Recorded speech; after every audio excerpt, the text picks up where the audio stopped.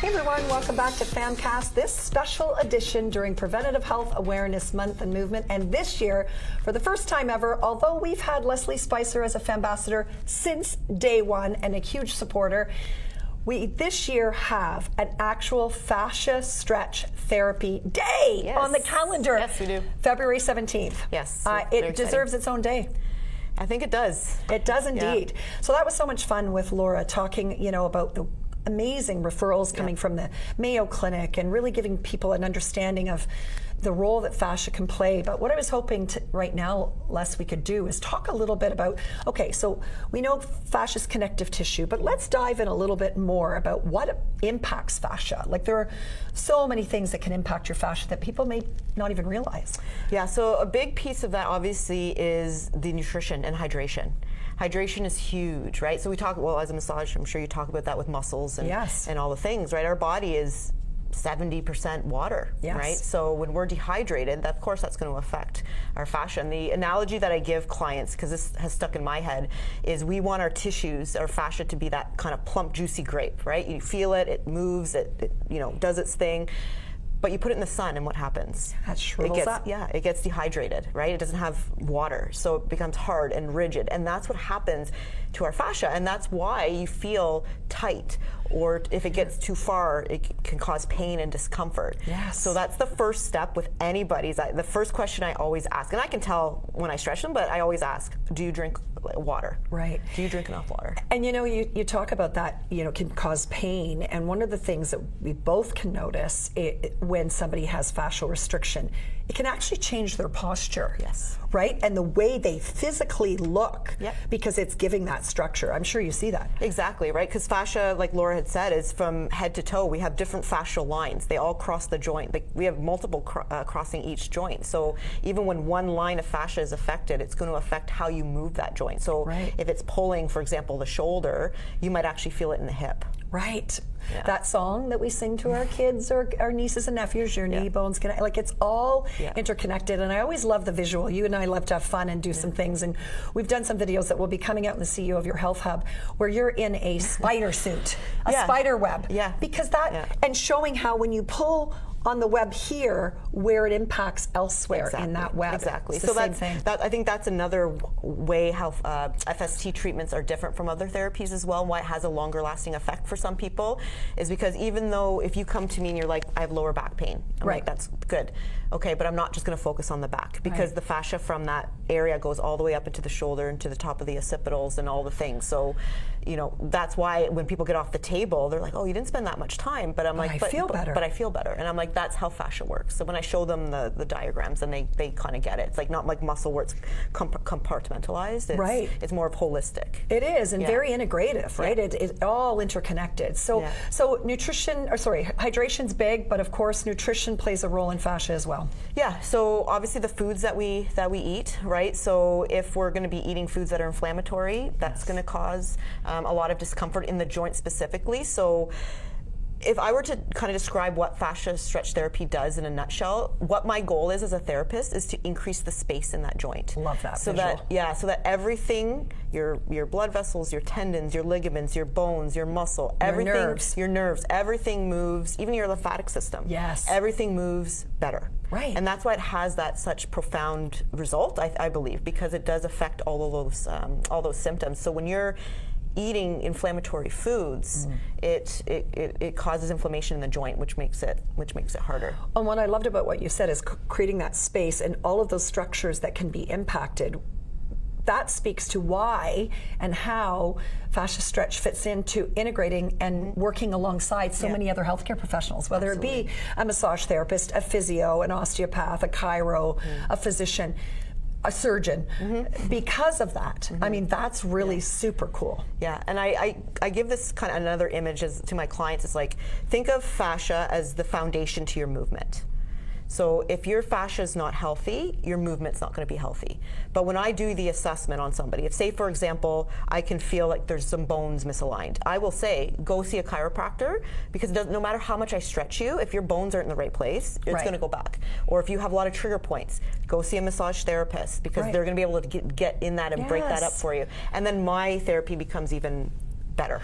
And so does mine. And that's why, you know, you and I working together has always been beneficial to the people we have the privilege of treating, because we all have our own areas of focus and benefits, you know, in and of themselves, they're powerful. But when we bring them together and that whole better together as one, the outcomes and the sustainability of those outcomes become that much greater. And we've seen that, which has been so cool. Yeah, and the other point I want to make, and I'm sure Laura and a lot of the other FST practitioners would agree with, is, and I'm going to get this on a testimonial, but all of my clients, and I'm going to put it out there, that have been consistently coming to me for FST, I have nobody on my roster with any back pain. I love that. No back pain at all. That speaks volumes. Or no like major injuries, or if they do get injured, which is very rare, they come back a lot quicker. And that brings me to the point of a cool study that's happening in Arizona. Yes. So shout out to Ann and Chris Frederick, who are Ann was the creator of Fascial Stretch Therapy. She started it, and then her husband, a PT, a physical therapist there in the States, has contributed a lot to the content. That's why we do a lot of soft tissue stuff now and all the things. So they are now in the middle of a double-blind study at the medical center at the University of Arizona, and to prove that FST helps with lower back pain. So that's going to be huge too. That's almost done, or it's done, and now they're going to be writing articles about it and getting it published. Yeah, which is going to be huge. So exciting, and what a game changer for so many people. Yeah. And from a preventative lens, right? I know, Les, you're starting to do a lot of work with younger athletes, right? And you love that work, but you love it because not only are you athletic and you love kids, and you're a teacher, right? You've got a degree in education. That being said, the preventative lens of that is so important. So especially when we're moving our bodies younger, and the awareness. Can you speak to that? Because I think that's one of the pieces that a lot of people don't realize that fascial stretch therapy does, is that awareness. Like you said, they get off the table and you think, oh, you worked here, but it doesn't hurt there. And making them go inward and actually listening and getting curious about their body. And one of the things that people say that you wouldn't even think of first off with that kind of stretching is that they feel they have better balance. Interesting.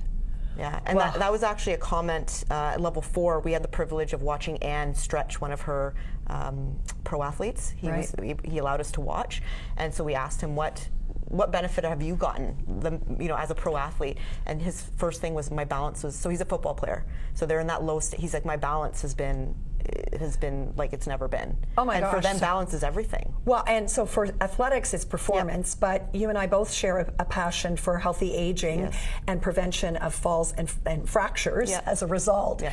You're Bone Fit certified, which we love, because with the new REM bone scan, we're able to work collectively with you.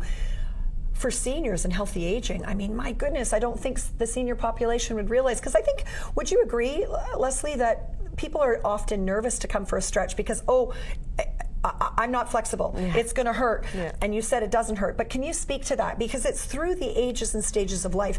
Right. FST is for everybody. It 100% is, and that's, again, the uniqueness of this therapy, is that it can be individualized. So how I stretch a gymnast is going to be a lot different than my 90-year-old client that I have.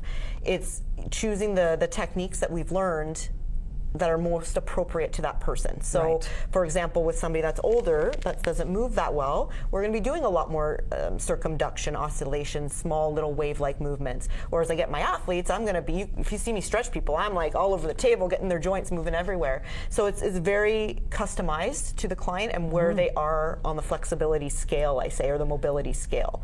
And just to go back to the kids, like in going through the ages, for me it's always been a passion, because the things that I've learned, obviously through stretching, mobility, and nutrition as well, things that I wish I would have learned, before. But now it's becoming, what kind of really opened my eyes was when I started to get those athletes. I was getting excited, but they were not coming to me to improve their performance. They had back pain, 13, 14, 15, plantar fasciitis. So I'm like, there's something going on here. So, the discussion is there's not a lot of mobility work, stretching in these young athletes programs. Right. So I'm very excited that I have my first sports team. It's a under 15 girls, the Impact team in Georgetown, Impact Strikers. They're my first set of girls, and it's a 12-week program about mobility, but also about nutrition. So we've dived in a little bit about nutrition. We're going to talk about, obviously, for their sport, what they should be eating, during the sport, after recovery, rest and recovery, Epsom salt baths, stretch, like all the things, right? Yes. But also talking about, I'm just going to lead this in, just about nutrition and their hormones, because that's a huge thing to learn when you're young as well. So that'll be interjected. But I think the younger they see these habits, and my goal isn't that they're going to do every single thing that I tell them, but if they just take one or two things and maybe do one stretch every now and then and implement that into their health plan early, then that'll set them up for the future. Yeah, and health span, which is what we're all about. And you mentioned hormones. That is across the board. So the young girls, when menarche and when that's happening in puberty, but then you've got the perimenopausal and menopausal women and postmenopause. All of that plays 100%. A huge impact and role in your fascial health and therefore your mobility and quality of life. Like I'm sure you're seeing that I know that because I work with you, seeing the changes in people's and the quality of life because they are more mobile as a result. Yeah, and like doing things that they want to keep doing. And that's my tagline. It's always like, what do you want to be doing when you're 60, 70, 80 years old? Right. How do you want to be moving? Do you want to be golfing? I have a lot of golfers. Like, how long do you want to golf for? Right. You got to implement, the mobility piece. Yes. So when you think about where you started with this journey with fascial stretch and where you are now, how excited are you about, and what are some of the things that you really want to see coming? I mean, I know we talked a little bit about insurance, but we're passionate about this. Let's talk a little bit about that. Yeah, my goal is that it is accessible to more people. Yes. I am very fortunate. I have clients that see the value in it and see the result and will pay for it. But I also have people that can't. Right. And I'm fortunate enough. I have my own business. I can help people as much as I can, but I can't help everybody. Of course. And I'm getting really busy too.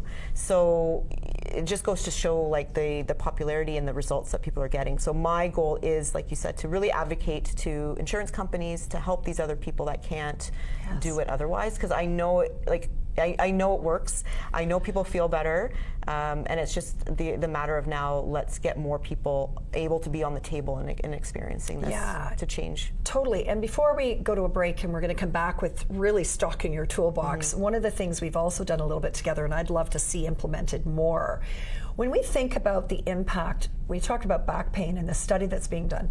The impact that back pain has on corporations and their bottom line when somebody is off on disability in the workplace.